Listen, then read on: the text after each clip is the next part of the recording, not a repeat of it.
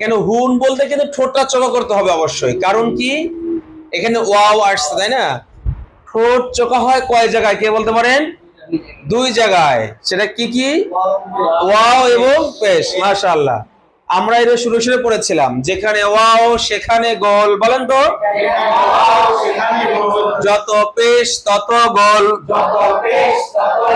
যেখানে ওয়াও সেখানে গোল, যত পেশ তত গোল।